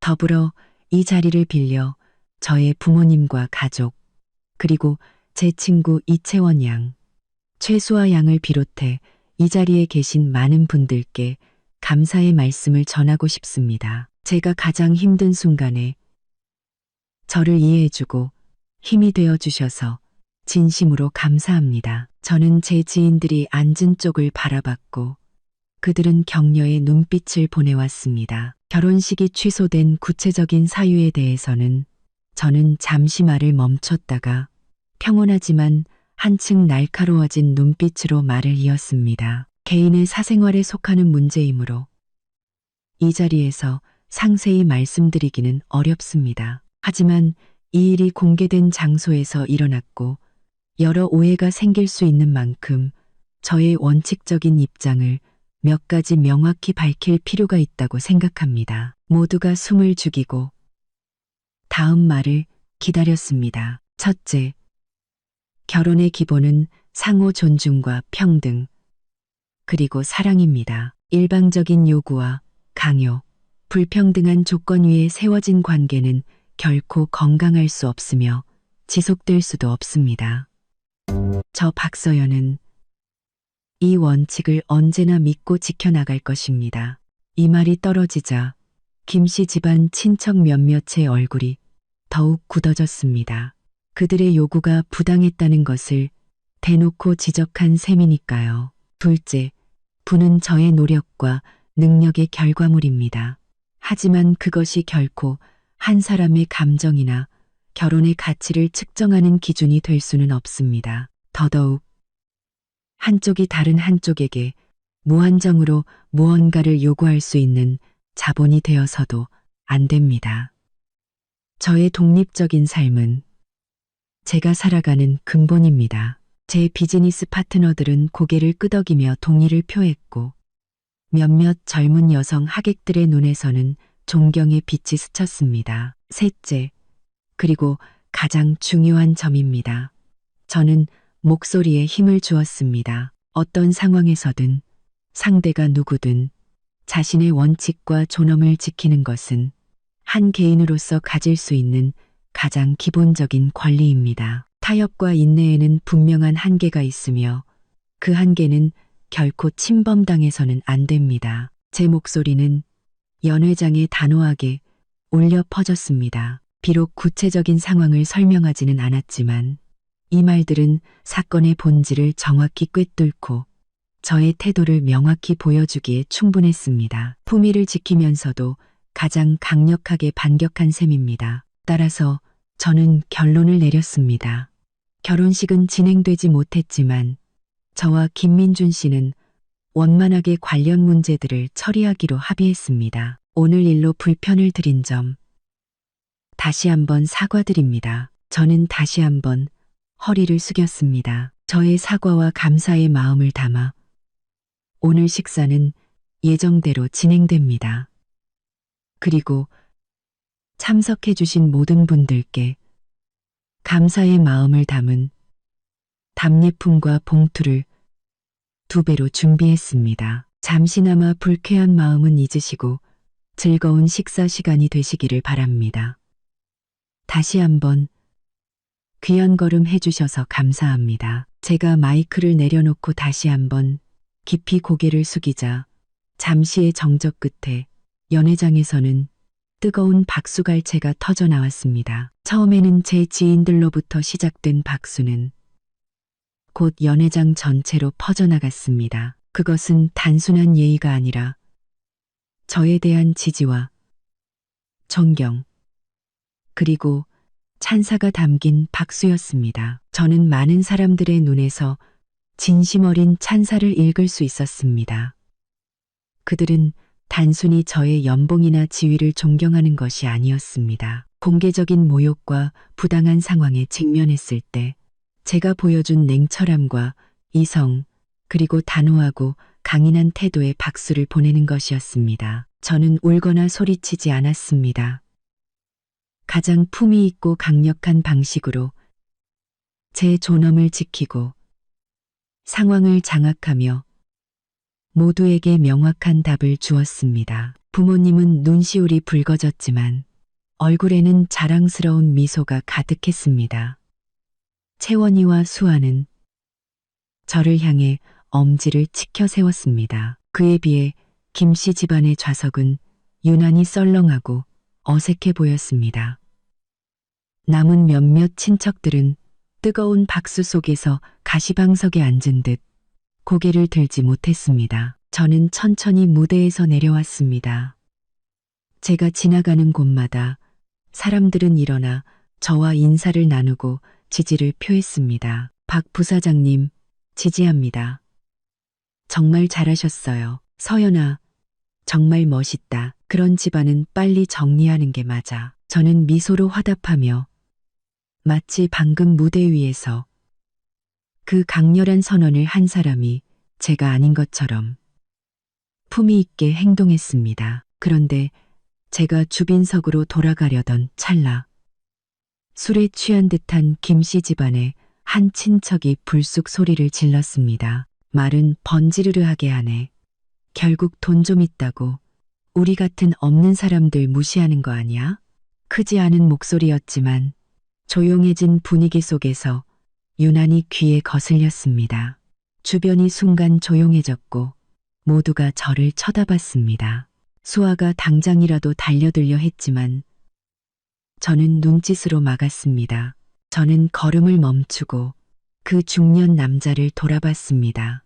얼굴에는 여전히 품위 있는 미소를 띠고 있었지만 눈빛은 순식간에 차가워졌습니다. 선생님, 제 목소리는 낮았지만 모두에게 선명하게 들렸습니다.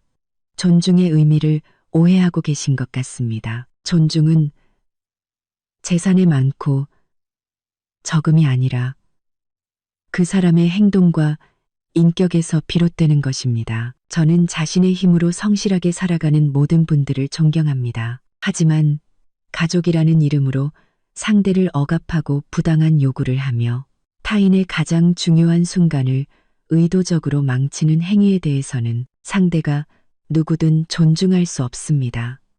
존중받을 자격이 없기 때문입니다. 저는 잠시 말을 멈추고 남아있는 모든 김씨 집안 친척들을 훑어보며 평온하지만 엄청난 압박감이 느껴지는 목소리로 말했습니다. 그리고 이 자리에 계신 김씨 집안 친지분들께 한 가지 알려드립니다. 제가 혼인을 전제로 여러분께 드렸던 선물과 봉투는 인간적인 도리이므로 돌려달라고 하지 않겠습니다.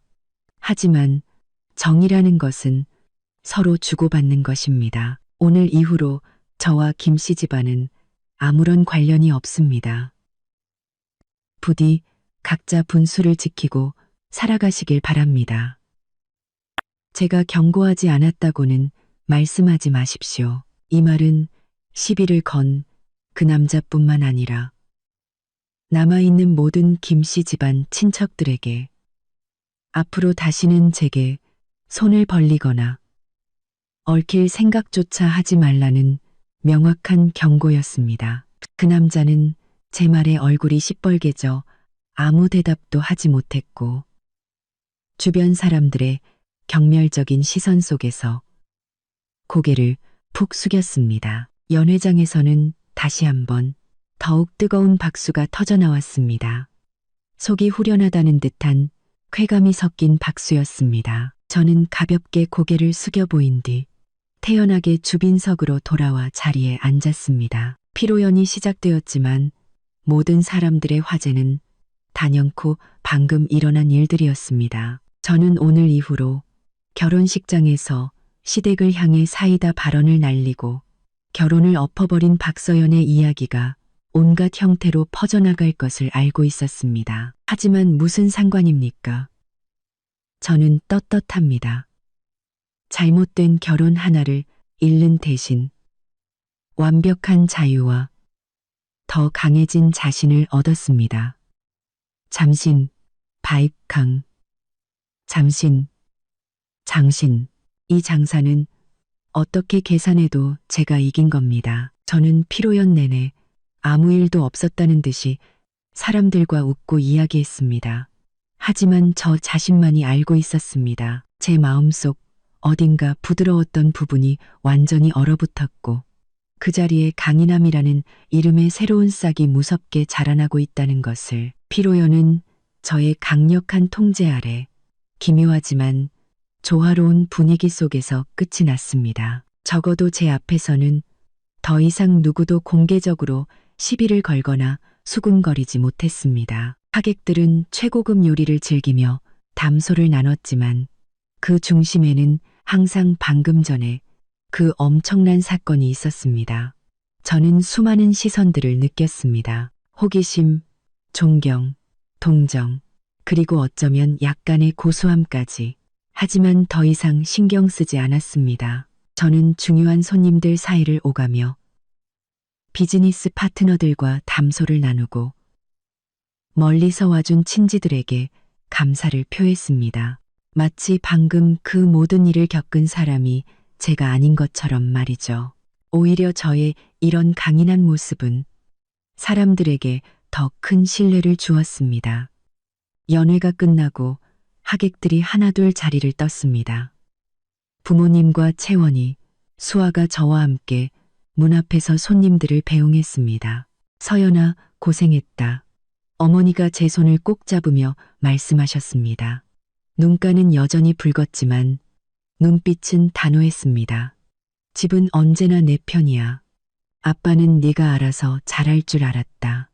아버지는 짧게 말하며 제 어깨를 힘주어 두드리셨습니다. 내 소신대로에 하늘이 무너지는 일은 없어. 저는 고개를 끄덕이며 애써 미소를 지었습니다. 걱정 마세요.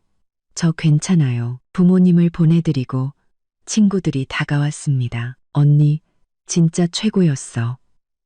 수아가 저를 힘껏 껴안으며 말했습니다. 속이 다 시원하네. 이제 그 집안 사람들 다시는 언니한테 함부로 못할 거야. 채원이는 조용히 저를 안아주며 귓가에 속삭였습니다. 법률적, 재정적 문제는 내가 끝까지 다 처리할게. 넌 그냥 내 자신만 챙기고 앞만 보고 나아가. 고마워, 정말. 저는 진심으로 감사했습니다. 가장 힘든 순간에 이런 친구들이 곁에 있다는 것은 정말 큰 행운이었습니다. 대부분의 손님들이 떠나고 연회장은 텅 비어갔습니다. 그 텅 빈 공간 한 구석에 세상에 버려진 사람처럼 김민준 씨가 홀로 서 있었습니다. 그는 텅 빈 눈으로 멀리서 저를 바라보고 있었습니다. 장 변호사님이 그의 곁에서 마지막 합의 사항들을 확인하고 있는 듯 했습니다. 저는 그에게 눈길 한번 주지 않았습니다. 이제 그는, 그리고 그의 가족은 제 인생에서 완전히 삭제된 존재였습니다. 박 부사장님, 호텔 지배인이 조심스럽게 다가와 말했습니다. 정산과 답례품 발송은 저희가 완벽하게 처리하겠습니다. 혹시 쉬실 곳이 필요하십니까? 아니요, 괜찮습니다. 최종 정산서만 제 비서에게 보내주세요. 그리고 오늘 직원분들 모두 고생 많으셨으니 이번 달 보너스는 2배로 지급해 주세요. 제 개인 비용으로 처리하겠습니다. 지배인의 얼굴에 놀라움과 감사가 스쳤습니다. 저는 고개를 끄덕였습니다. 호텔 측도 오늘 상당한 곤욕을 치렀을 테니 이 정도의 보상은 당연한 것이었습니다. 모든 일을 처리하고 저는 친구들에게 말했습니다. 가자. 호텔 문을 나서자 오후에 햇살이 눈부셨습니다. 올 때는 부푼 기대를 아는 신부였지만 갈 때는 모든 족쇄를 끊어낸 자유로운 몸이었습니다. 어디로 가? 내 오피스텔. 수아가 물었습니다. 아니, 저는 운전석에 앉으며 말했습니다. 회사로. 두 친구가 놀란 눈으로 저를 봤습니다. 지금 회사에. 서연아, 너 쉬어야 해. 이렇게 많은 일이 있었기 때문에 더더욱 일이 필요해. 저는 안전벨트를 매고 시동을 걸었습니다. 차의 엔진이 났고 힘차게 울렸습니다. 마치 제 심장 소리처럼. 사랑은 끝났지만 일은 나를 배신하지 않으니까. 마침 중요한 인수합병 건이 있거든. 제 단호한 모습에 친구들은 더 이상 아무 말도 하지 않았습니다. 일이야말로 저에게 가장 좋은 치료제이자 힘의 원천이라는 것을 그들은 잘 알고 있었습니다. 차는 도로에 합류했고 방금 전 그 소란스러웠던 호텔은 점점 멀어져 갔습니다. 백미러 속에서 호텔의 모습은 점점 작아지다 마침내 사라졌습니다. 제 인생의 한 챕터가 완전히 끝났다는 것을 알 수 있었습니다. 강남의 빌딩 숲, 회사에 도착하자 익숙한 안정감이 저를 감쌌습니다. 부사장님, 오셨습니까? 직원들은 저를 보자 깍듯이 인사했습니다. 호텔에서와는 다른 오직 능력에 대한 존경이 담긴 시선이었습니다. 아직 결혼식의 소동은 회사까지 퍼지지 않은 모양입니다. 김 비서, 인수합병 프로젝트팀 핵심 멤버들 30분 뒤에 1번 회의실로 소집해요.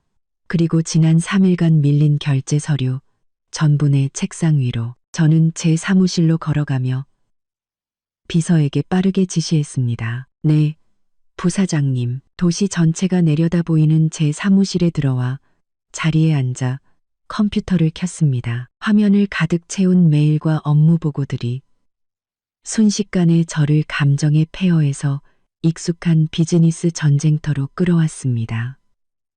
그래, 이게 바로 내가 있어야 할 곳이야. 30분 후 회의실에는 긴장감이 감돌았습니다. 시작하죠.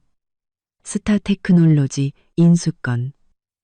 진행 상황 보고하세요. 네, 부사장님. 현재 실사 단계를 마치고 2차 제안까지 넣었지만 스타테크 측 대표가 기업 가치 평가에 계속 불만을 표하고 있습니다. 특히 경쟁사인 스카이 캐피털이 우리보다 더 높은 가격을 제시하며 창업 멤버 전원의 고용 승계를 약속한 것으로 파악됩니다. 저는 손가락으로 테이블을 가볍게 두드리며 머릿속으로 빠르게 상황을 분석했습니다. 스카이 캐피털은 최근 자금난을 겪고 있을 텐데 뭘 믿고 그런 제안을 했을까요? 배후에 새로운 자금줄이 있는지 즉시 파악하세요. 네. 알겠습니다. 그리고 기업 가치 평가는 우리가 제공할 수 있는 시너지 효과와 시장 채널을 수치화해서 다시 보고서를 작성하세요. 스타테크의 초기 투자자들도 접촉해서 그들의 진짜 속내를 알아내고요. 네, 부사장님. 창업 멤버 문제는 저는 입가에 차가운 미소를 띄었습니다. 대표에게 직접 전하세요. 우리와 함께하면 더 큰 무대에서 개인의 가치와 부를 몇 배로 늘릴 기회를 얻게 될 거라고. 스카이 캐피털이 그들의 기술을 제대로 소화하고 성장시킬 능력이 있는지는 의문이라고 제 말을 그대로 전하세요. 제 지시는 명확하고 핵심을 찔렀습니다.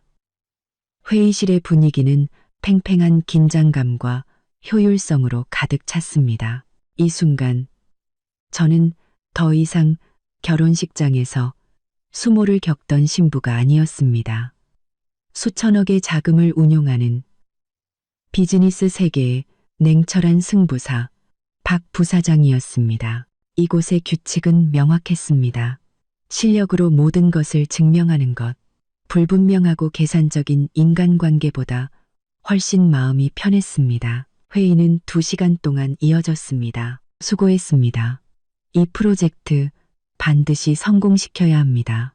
필요한 자원은 얼마든지 요청하세요. 네, 부사장님. 사무실로 돌아오자 비서가 블랙커피 한 잔과 함께 보고했습니다. 부사장님, 장 변호사님께 연락 왔습니다. 내일 오전에 이혼 합의서 정식 서명이 가능하다고 시간 괜찮으신지 여쭤보셨습니다. 내일 오전 10시. 회사 근처 변호사 사무실로 잡아요. 저는 쓴 커피를 한 모금 마셨습니다. 씁쓸함이 오히려 정신을 맑게 해주었습니다. 그리고 부사장님, 신혼집으로 배달된 결혼 선물들이 있는데 어떻게 처리할까요? 전부 반송해요. 결혼식 취소, 마음만 감사히 받겠다고 메모 남겨서. 네, 알겠습니다. 저는 의자에 기댄 채 창밖의 화려한 도시 야경을 바라봤습니다. 감정은 나를 배신해도 일과 나 자신은 결코 배신하지 않습니다. 내가 번 돈, 내가 이룬 성공, 그것만이 나에게 가장 확실한 안정과 성취감을 줍니다. 그때 채원이에게서 메시지가 왔습니다. 괜찮아? 버틸만해? 응, 방금 회의 끝났어. 중요한 프로젝트 전략 세우고 나니 훨씬 낫네. 채원이는 엄지 이모티콘과 함께 답장을 보냈습니다. 그래, 그게 너다워. 그게 바로 박서연이지. 야식 필요하면 언제든 전화해. 그래, 이게 바로 박서연이지. 직장에서 모두가 인정하는 능력 있는 사람. 결코 이런 일로 무너지지 않아.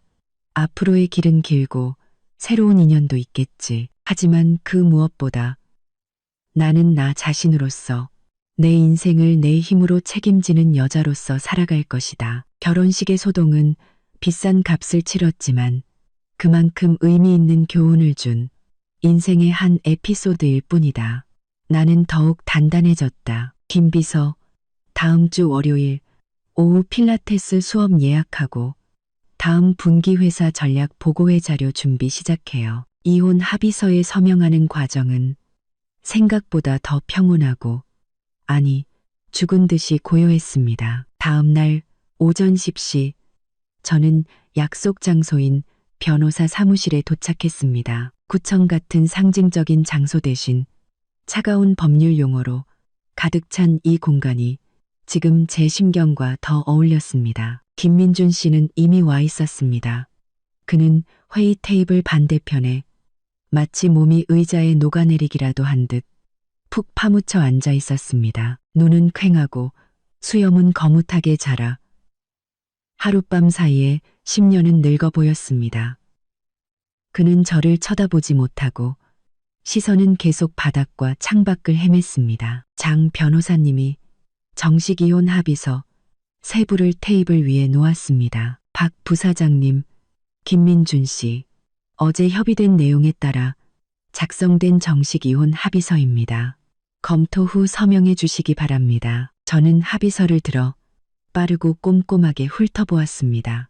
모든 조항이 제 의도대로 명확하게 작성되어 있었습니다. 저는 망설임 없이 펜을 들어 서명란에 제 이름을 적었습니다. 박서연. 제 필체는 언제나처럼 단단하고 힘이 있었습니다. 김민준 씨 차례였습니다. 그는 펜을 쥔 손을 심하게 떨었고 펜 끝은 종이 위에서 한참을 맴돌았습니다. 마치 그 얇은 종이가 천근만근의 무게라도 되는 것처럼. 마침내 그는 필생의 힘이라도 쥐어짜듯 떨리는 손으로 자신의 이름을 적었습니다. 이름은 비뚤비뚤했고 마지막 획은 거의 뭉개져 있었습니다. 지장, 날인. 모든 절차가 끝났습니다. 장 변호사님이 설명했습니다. 규정에 따라 양측은 구청에 함께 가서 이혼 신고를 하고 이혼증을 발급받아야 합니다. 합의서 서명 후 30일의 숙려기간이 있습니다. 숙려기간 필요 없습니다. 저와 김민준 씨가 거의 동시에 말했지만 그 뉘앙스는 완전히 달랐습니다. 저는 사실을 진술했고 그는 애원했습니다. 서연 씨, 30일 동안 우리 김민준 씨, 제가 그의 말을 잘랐습니다. 합의서에 서명한 이상 법적으로 우리는 이혼에 동의한 겁니다. 숙려 기간은 충동적인 이혼을 막기 위한 것이지 우리 같은 경우는 해당되지 않아요. 장 변호사님, 최대한 빨리 등기 절차를 마칠 수 있는 방법이 있습니까? 양측 모두 재결합 의사가 없고 합의의 이의가 없다면 법원에 이혼 조정 신청을 통해 절차를 단축할 수 있습니다. 물론 추가적인 절차와 비용이 발생합니다. 비용은 문제 없습니다. 가장 빠른 시일 내에 이혼증을 받고 싶습니다. 김민준 씨는 완전히 무너져 내렸습니다. 변호사 사무실을 나서자 햇살은 여전히 눈부셨습니다. 김민준 씨가 유령처럼 제 뒤를 따랐습니다. 서연 씨, 그가 잠긴 목소리로 저를 불렀습니다. 저는 멈춰 섰지만 뒤돌아보지는 않았습니다. 미안해. 그가 흐느꼈습니다. 내가 못나서 우리 집이 당신한테 정말 미안해. 저는 잠시 침묵하다 담담하게 말했습니다. 김민준 씨. 사과는 세상에서 가장 쓸모없는 거예요. 앞으로 각자 잘 살아요. 그 말을 끝으로 저는 미련 없이 제 차를 향해 걸어갔습니다. 백미러 속에서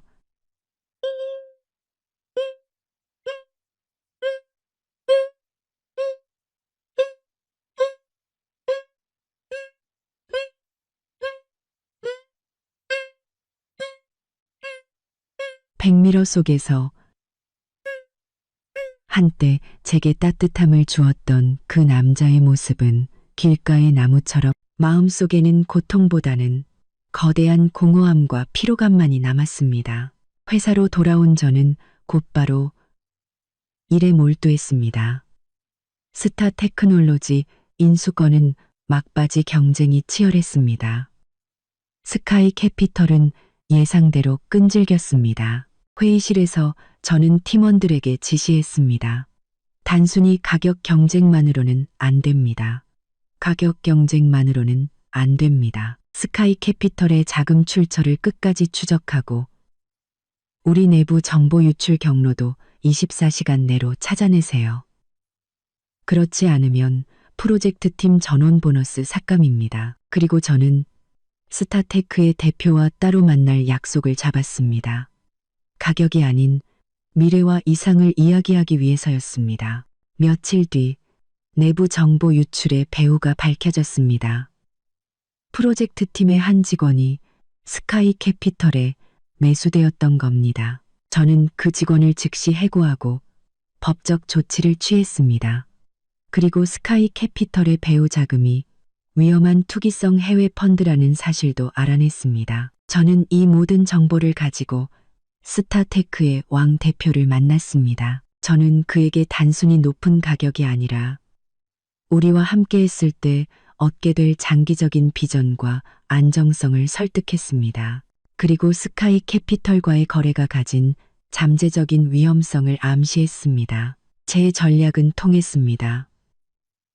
왕 대표는 결국 우리와의 협력을 선택했습니다. 수천억 원 규모의 인수 계약서에 서명하는 날, 수많은 카메라 플래시가 터졌습니다.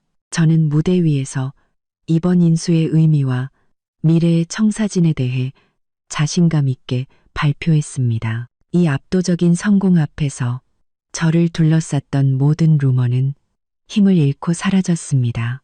실력이야말로 모든 헛소문을 잠재우는 가장 강력한 무기였습니다. 그날 저녁, 저는 부모님 댁으로 향했습니다. 따뜻한 집밥과 부모님의 위로 속에서 저는 비로소 긴장을 풀 수 있었습니다. 다 지나갔다, 딸. 앞으로는 좋은 일만 있을 거야. 가로 가론 차로 삼체로네 있어. 가로 사로네 바로냉 파론 체로 서로 사로 사로 서를. 가론 체로네. 다루 체루 서를. 가론 체루 서루서. 바로네 치루 서루서를. 바로냉 바로 테루 서를. 아버지의 말씀에 저는 조용히 고개를 끄덕였습니다. 그 며칠 후 법원으로부터 두 통의 우편물이 도착했습니다. 하나는 김민준 씨와 그의 가족을 상대로 한 명예훼손 및 손해배상 청구 소송의 접수 통지서였고, 다른 하나는 김민준 씨가 보낸 친필 편지였습니다. 편지에는 후회와 변명, 그리고 용서를 구하는 말이 가득했지만 제 마음은 움직이지 않았습니다. 저는 그 편지를 갈기갈기 찢어 쓰레기통에 버렸습니다. 용서는 그들의 몫이 아닙니다. 법의 심판을 받는 것이 그들이 치러야 할 대가였습니다. 시간이 흘러 김민준 씨의 동생은 명예훼손 혐의로 유죄 판결을 받았고, 시어머니도 공범으로 처벌을 받았습니다. 김민준 씨는 회사에서 해고되었고, 제가 제기한 손해배상 소송과 아파트 계약금 반환 소송에서 모두 패소하여 그의 가족은 경제적으로 완전히 파탄에 이르렀습니다. 저는 그들의 소식에 더 이상 관심을 갖지 않았습니다. 새로운 아파트로 이사했고 스타 테크놀로지와의 성공적인 합병을 이끌며 회사 내에서 입지를 더욱 공고히 했습니다. 제 곁에는 언제나 저를 믿고 지지해주는 친구들과 가족이 있었습니다. 어느 날 밤 새 아파트의 거실에서 도시의 화려한 야경을 내려다보며 와인을 마셨습니다. 잘못된 결혼 하나가 끝났지만 저는 더 강하고 더 자유롭고 더 성공한 내가 되었습니다. 연봉 4억은 시작에 불과했습니다. 앞으로 내 인생의 왕관은 내 손으로 직접 씌울 것입니다.